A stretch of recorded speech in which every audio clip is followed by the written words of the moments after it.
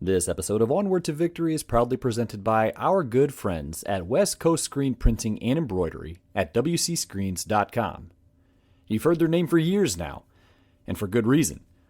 If you have needs with screen printing, embroidery, customized promotional items for your company, organization, or more, head over to wcscreens.com and get with my friend Tony and the rest of his team. They have nationwide shipping, wholesale pricing, and exemplary customer service.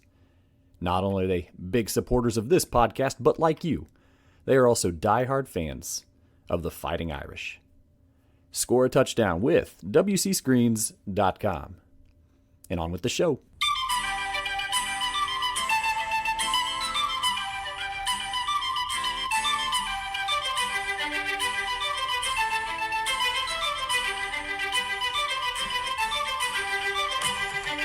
As we celebrate our podcast's 5th anniversary, we're thrilled to spotlight one of Notre Dame's gridiron greats, Vagas Ferguson. A standout running back in the mid to late 1970s, Ferguson dazzled fans and opponents alike with his tenacious running style and exceptional ability. In his senior year, he rushed for over 1,400 yards and scored 17 touchdowns, earning All-American honors. He also led the Fighting Irish to a Cotton Bowl victory. His tenacity on the field and ability to break through defenses cemented his legacy as one of Notre Dame's finest athletes. Friends, there's really not a whole lot Vagas Ferguson was not able to accomplish in his time in South Bend. Consensus All-American national champion, Cotton Bowl MVP, first-round NFL pick. He was exceptional, truly exceptional, and as you'll find out also, an exceptional conversationalist and human being. I couldn't be happier to have such an esteemed guest accentuate Onward to Victory's 5th anniversary special. I really hope you enjoy it. So, buckle up those chin straps, Irish fans. This is Onward to Victory.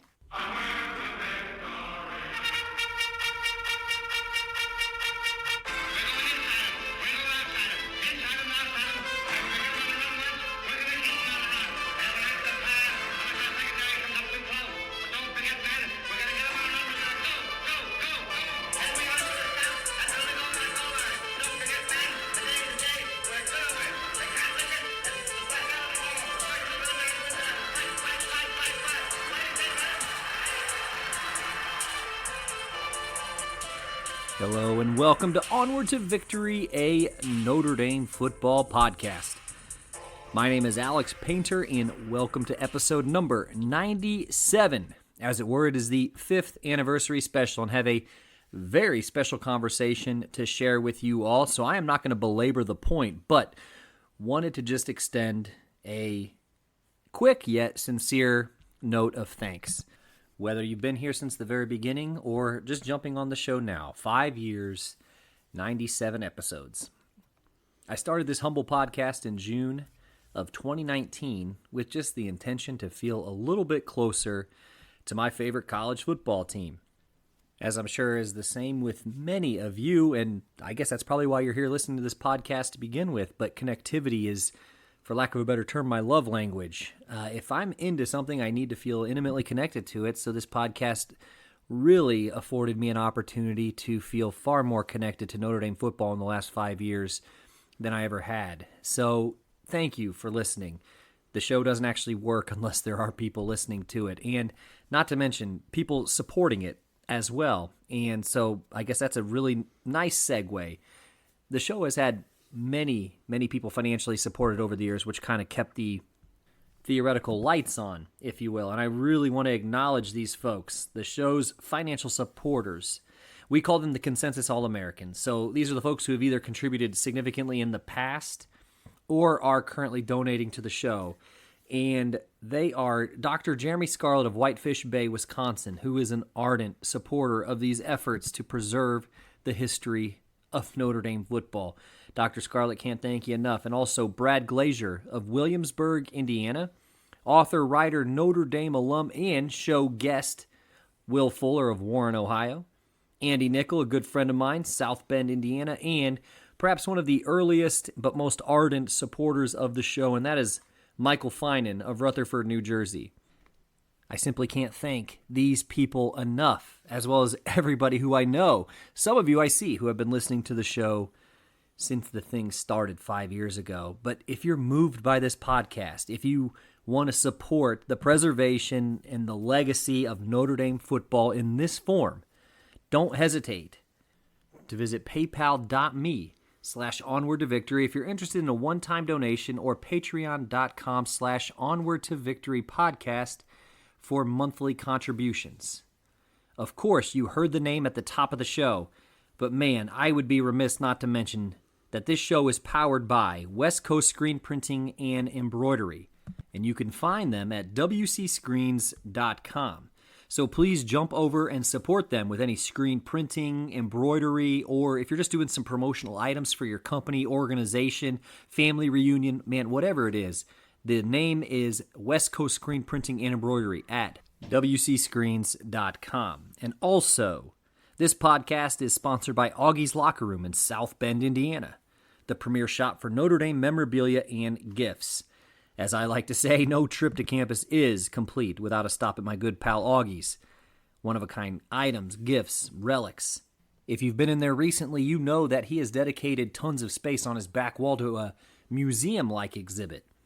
So he's now at a new location at 1733 North Ironwood Drive, just a stone's throw from the old location, but of course the same old Augie that you know and love. Augie's Locker Room. And I just got to say it plain. I am still, to this day, floored by the generosity that you all have shown, whether it's with your funds or your time or your energy, whatever it may be that you have here in this show. It's greatly appreciated. So, and there's no better way to accentuate an anniversary special than with a guest. So I wanted to run through, this is our 5th anniversary special, but I wanted to give a preview of the previous ones as well. So last year, the 4th anniversary special, in episode number 82, we were joined by 1966 national champion winning quarterback and consensus All-American 1968 and Pittsburgh Steeler Terry Hanratty. 2 years ago, in 2022, episode 63 was a 3rd anniversary special with Father Soren in the Great Fire of 1879. You're probably like, Alex, one hell of a topic there for an anniversary special, but if you haven't heard the story about the cataclysmic fire that kind of enveloped Notre Dame in 1879 and how Notre Dame's intrepid leader, Father Edward Soren, played a pivotal role in the rebuilding of Notre Dame and how that led to the birth of a remarkably significant landmark on campus today. Well, hey, go back and listen to episode 63, a 3rd anniversary with Father Soren and the Great Fire of 1879. It was 3 years ago in 2021, episode 45, that the 2nd anniversary of the show was celebrated with a special about a very, very small Texas town called Rockney, Texas. If you're curious about what this remote town has to do with Notre Dame and its famed former head coach, well, head over to episode number 45. That was the 2nd anniversary, and it was a profile on a small Texas town. Again, Rockney, Texas, but how did it get its name? What is the significance here? I think you'll really enjoy that. That was, again, episode 45, released in June of 2021. And then finally, the very first anniversary special was June 2020. And that is where I reviewed my good pal, Jeff Harrell's book, the newest at the time, Knute Rockne biography titled Rockne of Ages. So that was that's kind of a short oral history of the anniversary special around here. But for this one, the 5th anniversary special, Vagas Ferguson will be joining the show. And frankly, he's been hiding in plain sight, so to speak, from this podcast. Vegas and I live in the same city. Many of you know we're here in Richmond, Indiana. I live here and I have lived here for 15 or so years, actually more if you count college. But Vegas is a native of Richmond and an absolute dynamo in our community. And I cannot wait for you to hear this conversation between him and I about his playing career, his time spent at Notre Dame, and just his perspective. He's a very, very kind person, and I cannot wait for this interview to get out because I think people are really, really going to enjoy it. So, without further ado, let's kick it on over here. The 5th anniversary special featuring Notre Dame legend consensus All-American, national champion, NFL first-round draft pick, Vagas Ferguson, right after this.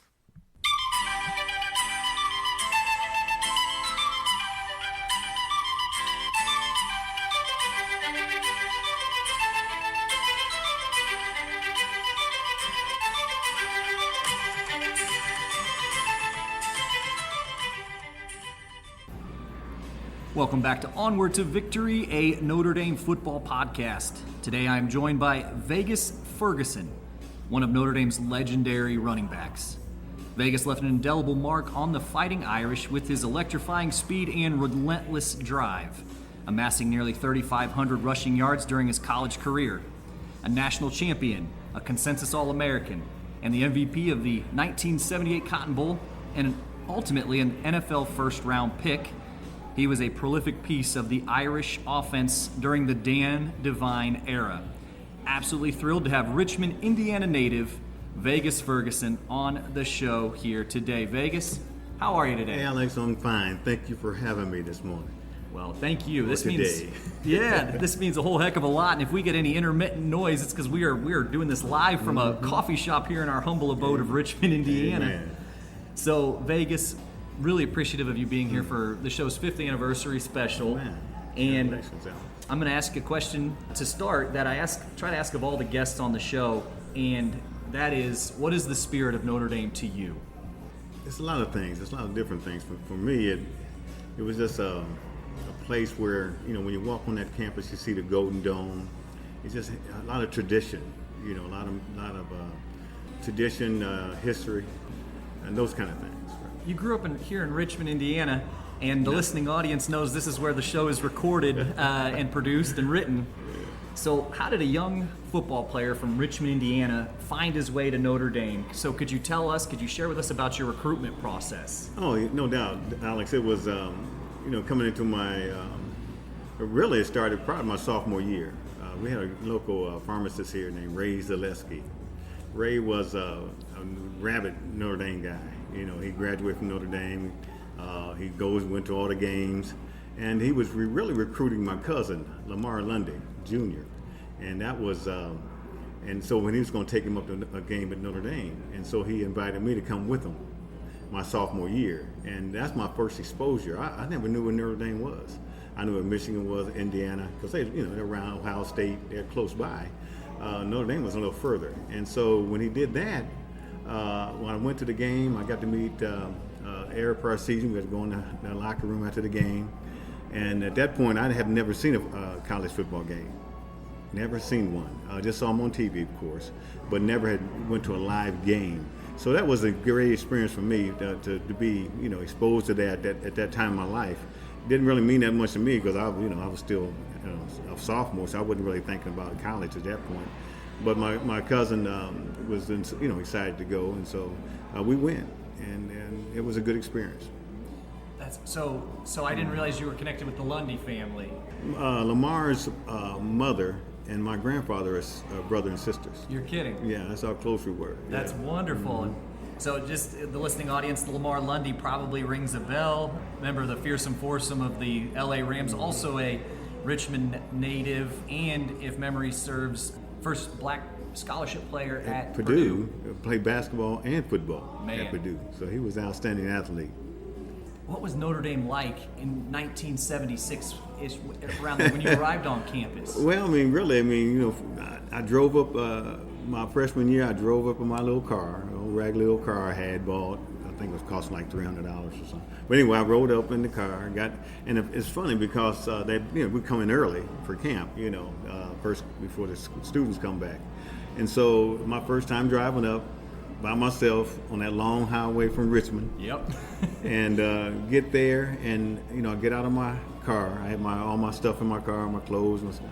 So I get out, and the first people I meet were two guys from Arizona, Dave Mitchell, and then Speedy Hart. Dave was one of the guys who scored one of the first touchdowns against USC in our national championship year. Yeah. And he was like my brother, and we ended up kind of being really close.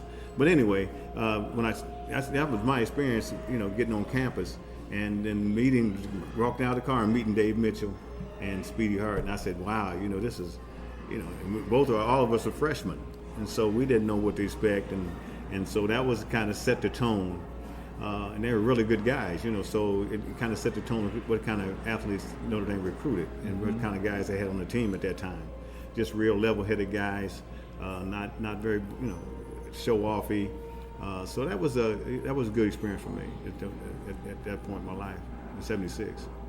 Did you ever have any doubt that you belonged at that big a stage in college football? Well, you can't compare it to anything. See what I'm saying? When you're coming out of high school and you're being recruited, you say, well, all these guys are recruiting you. You don't really know because you haven't experienced that before. So nothing was, to me, it didn't feel like I wasn't intimidated by any of that. It's football. You just go up, you practice, and you play. But coming to a program like that, I didn't think of the norm. How well known Notre Dame is, and how those kind of things. I didn't look at it that way. I just said, I got an opportunity to play at a university that when I was being recruited said if you do what you're supposed to do, you're going to graduate with a degree. And that was most important to me at that point. I was raised by my grandparents, and that's one thing they, said. If you're going to go, make sure you get that education. Don't let them just, go up and just to play football, but make sure you get that education. And the recruiter at that time was Brian Bullock, from Notre Dame, and that's the first thing he said to me when he came to my home, and to my grandparents. He said, if Vegas does what he's supposed to do in 4 years, he not only play football for us, but he's going to graduate with a degree. And that was important at that time in the mid 70s that we saw a lot of kids being taken advantage of. They been used, and not come out with anything. And so they wanted to make sure that if I was going to go somewhere, that they were going to, they can't guarantee it, but that they would make sure that I would have an opportunity to get my degree. I'm going to harken back to a point you made a little bit earlier. You mentioned a gentleman named Ray Zaleski. Yes. And here locally, folks know Phillips Drugs, and that's of course Ray's son Pete.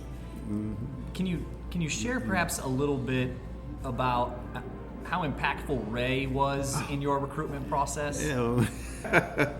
Just phenomenal. In terms of like I said, why would you a sophomore? And so Ray was already, not only did he recruit kids from Richmond, but he also crossed the border in Ohio. There's a lot of guys over there that know Ray, and so Ray was an avid, not only graduate, but he was alumni, but he was also important in the recruiting process. The coaches actually, talked to him about recruits in this area, and so Ray was just, and not only that, he was just a good person. Ray was just jolly, good person, and warm. Took you right in. And that I kind of like that about him as well. Yeah. Yes. And Ray was a manager, just for our listening audience. So Ray would have been a manager for the Notre Dame football team during the Frank Leahy era. I think maybe he was there when they didn't lose a game for 4 years. He never went to the history of it, but he always would tell me, how his part in that. And so that he was just a avid. He was there every game. He was going to be there. If it's a home game, he's going to be there. And he just amazed me in his loyalty to Notre Dame. Yeah. Can you talk perhaps a little bit about running out of the tunnel for the first time as a Notre Dame football player? As a freshman, I know I wasn't going to play that game, but anyway, as it coming out, it's funny. It's just the whole experience leading up to that. You see what I'm saying? Because we go to, we actually practice in there in the stadium. So, at some point, before games, during the week, we're going to practice a day or so. But anyway, other than that, I never, the crowd wasn't there. So, but like you said, but actually being there and coming out and seeing the crowd, the people, it's. And just, matter of fact, it was so how basic it was, we would have to walk. See, now they bring them on buses, they take them off campus. Well, we stayed on campus at the seminary. So they'd make the priests move out, their dorms, and then we would go over across the lake and stay on, that's where we all go. And then we'd watch the films and stuff like that, and the movies over there, and then we'd actually stay over there all night and then we'll walk to the dining hall, eat our breakfast, and then we'll walk back to our dorms, get our stuff if it's a home game, and we'll walk to the stadium. And on our way to the stadium, we'll see the fans be talking to us. Oh, wow. Hey, have a good game. Okay, thank you. We're walking. So it wasn't all this, bring them in on a bus and we go off campus. No, it was we were intermingled with the fans and other students too. Hey, good luck today, guys. And so we just walking to the stadium, and that was so unique about Notre Dame. They didn't, put you in a pedestal. Right. You were just like anybody else. You didn't have special dorms. You didn't have special, other than eating as a team. You didn't have any specials. During the week we ate at the cafeteria with everybody else. Same food everybody else get. But it was just a good experience, to know that, hey, that you wasn't thought of any better, you wasn't any better than anybody else. And that was humbling to us because that's, we didn't want to be put on the pedestal. You know what I'm saying? We wanted to be part of the landscape, and we were. Yeah. We were student athletes. That's what they say in Notre Dame. You're a student first, and you're an athlete second. Wow, that's one. Hey, thanks for that perspective. So, you all would stay across the lake at the Moreau Seminary, and all the priests would move out, and then that's. I bet you a lot of folks don't know that in our listening audience. So appreciate you sharing that. No problem. Yeah, that was different. Yes. So you were an integral part of that national championship game in 1977. Was it 3 touchdowns you scored in that game? Well, that was one, but that wasn't. Again, that was a team win. I'm gonna tell you why. Because leading up to that whole year was a phenomenal year. We talked about Joe Montana. We talked about when he started at the Purdue. We were kind of had a rough start, and Joe was a couple of our quarterbacks got hurt during the Purdue game, and Joe Montana came in and won that game. And so, and Dave Mitchell was an integral part of that as well because he scored a touchdown in that game. And so, we had a lot of ups and downs before we got to the national championship game, and people don't realize how close we come to losing games, and then and end up pulling them out. So it wasn't an easy task that we just waltzed it in there. And the same thing with the touchdowns. There's a lot of people that was integral in me being successful in that game. It just wasn't me scoring. Joe threw me a pass, and guys were blocking. I blocked for guys. So it's nice to say, well, Vegas got the most valuable, but it wasn't just me. It was a team win. That's why I always consider the national championship game a team win. That whole week, nobody was expecting us to, Texas #1, 12-0. Yep. Earl Campbell. They had a lot of guys that were recognized in the country. Kicker. They had a kicker they had a defensive lineman was Outland Trophy winner. So there's a lot of everybody was expecting us to get blown out, and so we took it upon ourselves. We didn't think about it. We didn't talk about it. We just practiced and just went out and played as a team. And I think when people bring up the awards and stuff, I say that's nice, but you don't win awards by yourself. That's right. And people have to remember that you have to have a lot of coaches involved and other people to make that make that success happen for everybody. Absolutely. And Vegas, just appreciative of your humility. I think that's really, really admirable because obviously you're an impactful player at that time, and obviously just you wanted to talk about your teammates and how that was helpful in your development. That says a lot about the things that we already know about you and that we've heard about you throughout the years. And speaking of, anyone from the coaching staff that was really particularly impactful as far as your development as a player, and what was Coach Dan Devine like? Well, Coach Devine wasn't one of those guys. He wasn't like a Lou Holtz. Everybody knows Lou and loves Lou, and Lou could talk you into playing. I'd go play for Lou right now. But Devine wasn't that way. He had just came from the Green Bay Packers, where he pretty much got ran out of town, and that was kind of sad because the Packer fans, they're crazy. So, he kind of before he came to Notre Dame, he had a bad experience there. So he was kind of wanted to be around a lot of people. So he wasn't one of those kind of rah-rah guys. He was kind of quiet at this point in his career, his coaching career. But what Devine did was he had good coaches around him. He had good position coaches that really who we worked with mainly. And so that's one thing I liked about Dan Devine. He wasn't trying to run the whole team. He just say, hey, you're the coach of this position. Now you make sure your guys know what they're doing. And so that was important. So the running back coach at that time was Hank Kuhlman. here's my running back coach and he had played for Divine at Missouri, and he had played in the pros, and he was one of those kind of, chew tobacco, spit, and just, kind of rah, run, get on you. And so my first 2 years was with him, and he was a tough guy. He was tough, but we learned a lot from him. The second guy that came in my junior year was Jim Gruden. Now you might have heard of his kids. Yes. Now they were little kids then, back in the day when he came to. But Jim recruited me at IU when I was in high school, and he brought me down. And he came on. He was always up in Richmond talking to me about IU football. They brought me down to the campus, took me around. So we became real good friends because he always was calling me and talking to me. So when I decided to go to Notre Dame, he was still at IU of course, and he said to me, "That's okay." I said, "I understand why you go to Notre Dame." He said, "But I'm going to coach you one day." And Lord and behold, I didn't know he was coming to Notre Dame. So I show up and at the camp. He says, "Vegas, I told you I was going to coach you." I said, "Oh Lord!" I said, "You did?" Yeah. I was happy to see him. Yeah. And the guy I learned. That's how I learned. That's where I learned really football basics. He taught you how to read defenses. He taught you how to, he trained you on how to, over and over, repetition, in terms of, when you run the play, and you run it over and over and over. And then so it became second nature to you.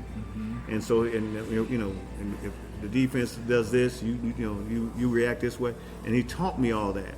So it wasn't hard for me when we run the I formation to then say, wow, this is second nature now, because he's trained us so well that any running back that was in there at that time knew exactly what to do.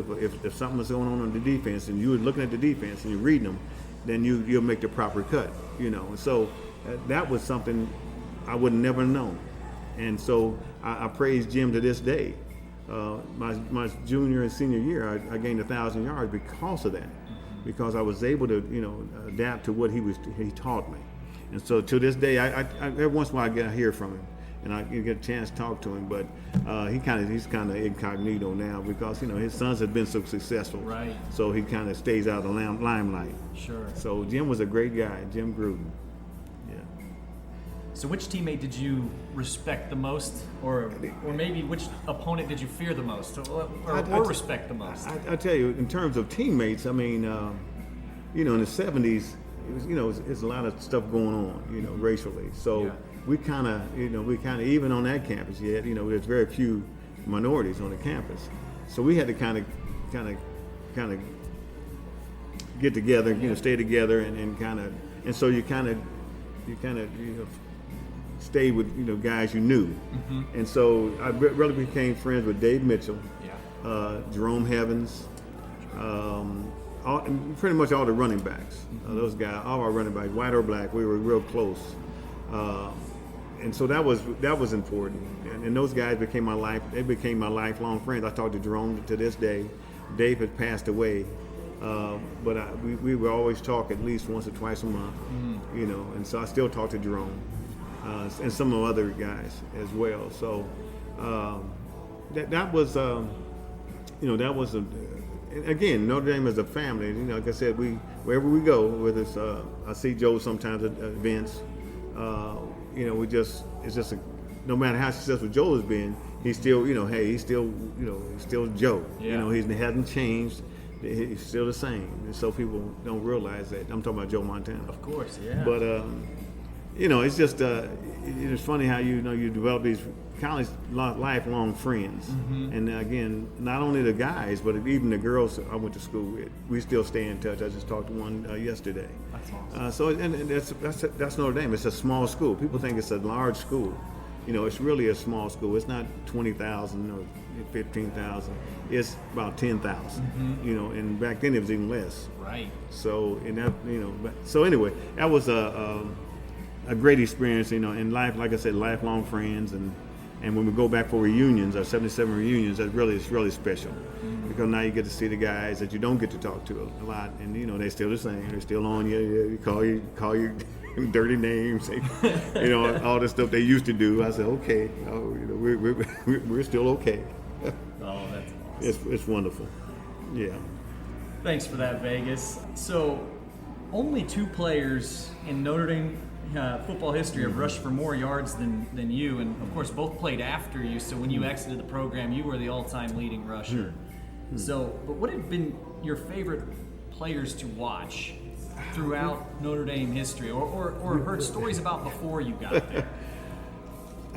You'll be amazed. I really don't keep up with, I watch Notre Dame football all the time, but I mean not all the time, but I mean I watch pretty much, but I don't really look at particular players anymore.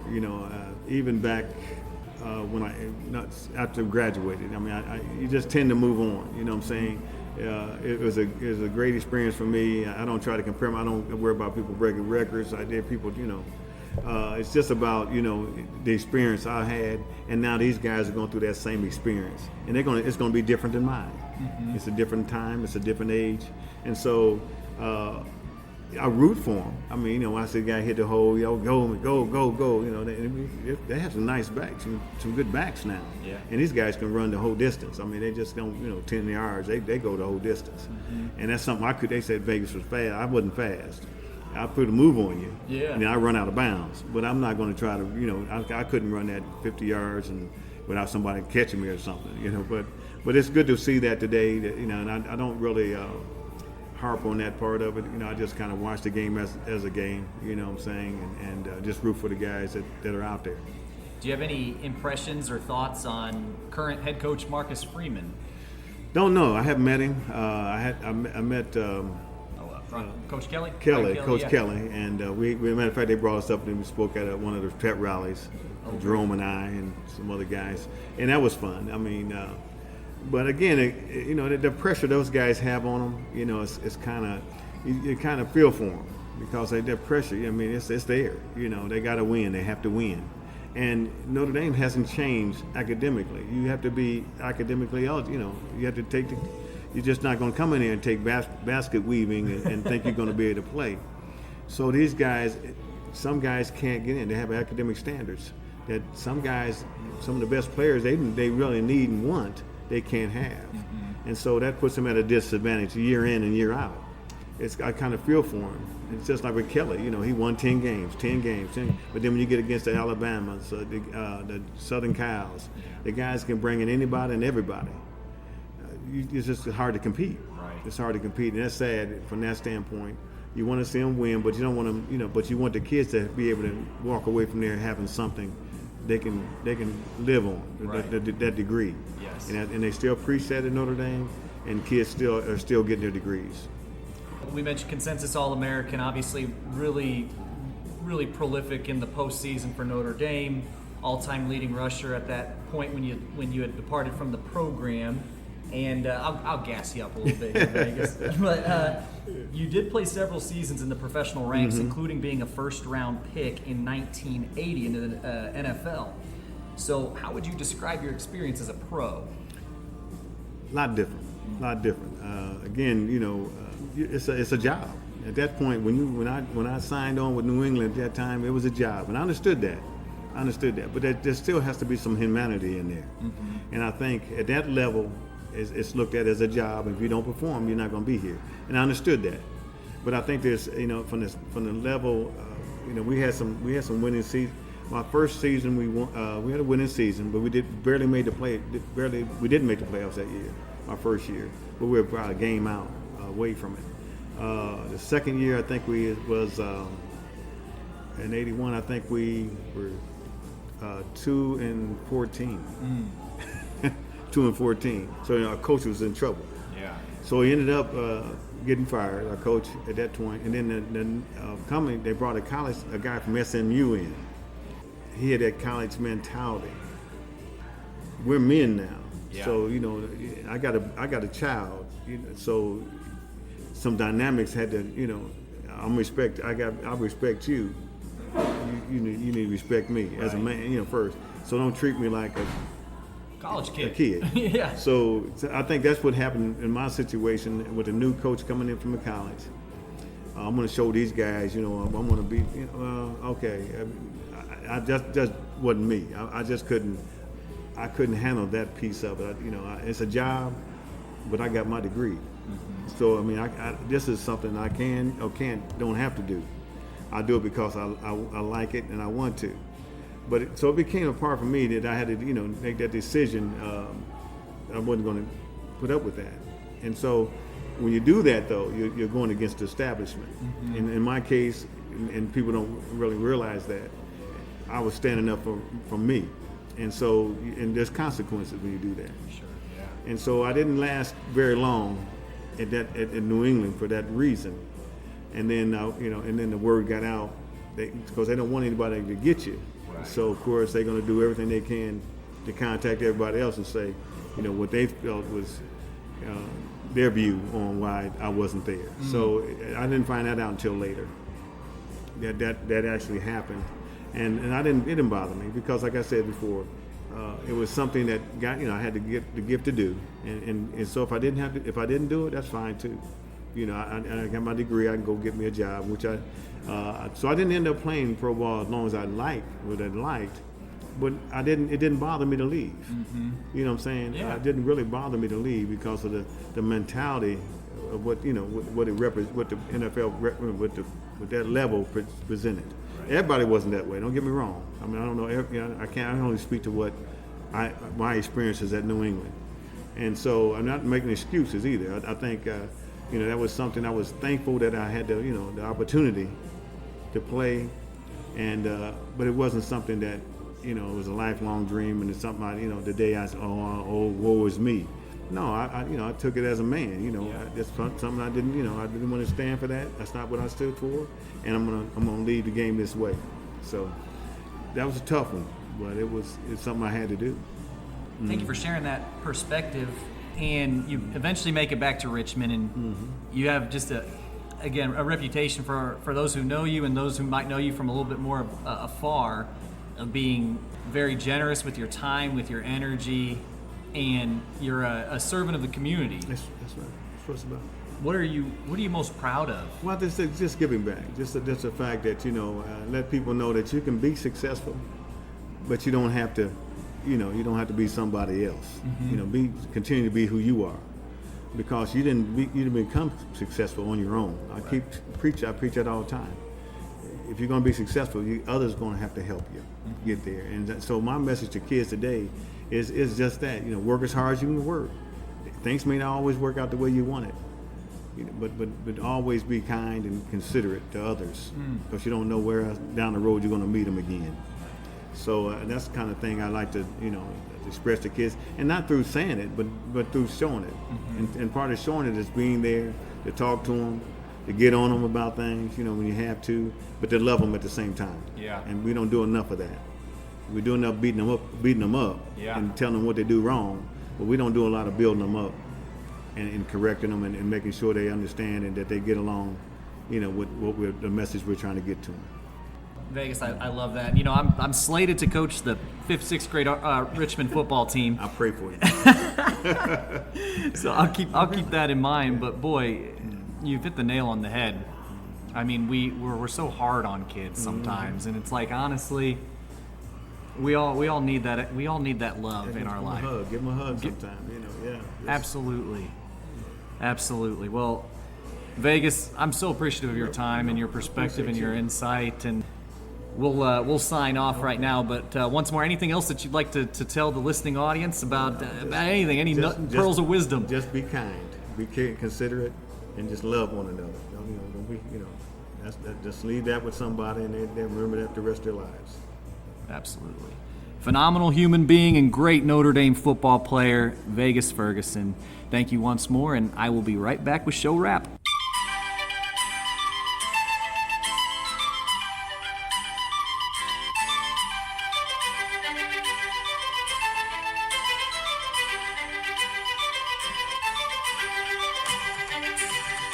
Oh man, what a good bit of fun, and I hope you had just as much fun as I did. Vegas is a very humble human being, and it was really, really nice to have the opportunity to recount with him the experiences that he had at Notre Dame. He was very candid about it, which I really appreciate. There wasn't a lot of sugarcoating. I mean, very, very fond memories, but it's interesting how memories work. Sometimes they slide in the back of our mind and it almost gets to the point of revisionist history. Vegas has a very clear and keen memory of his time spent at Notre Dame, the highs, the lows, and it was really enlightening to have the opportunity to talk to him. So I do hope you enjoyed that as much as I did. Now, what's coming down the pike? 5th anniversary special is behind us now, but the Olympics are coming up. So I have a very special Olympic-themed episode coming here in the next month. So that'll be the next offering of Onward to Victory. So be sure you're tuned in. Make sure you're subscribed to receive the latest episodes right into your text messages or your inbox, whatever it may be.